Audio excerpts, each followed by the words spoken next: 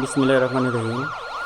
আসন্ন ত্রয়োদশ জাতীয় সংসদ নির্বাচন 2026 উপলক্ষে কিশোরগঞ্জ অ্যাম্বুলেন্স সার্ভিস এর পক্ষ থেকে 6টি অ্যাম্বুলেন্স বিনামূল্যে সার্ভিস দেওয়ার জন্য প্রস্তুত রয়েছে। প্রত্যেকটি অ্যাম্বুলেন্সের দক্ষ চালক দ্বারা পরিচালিত হচ্ছে।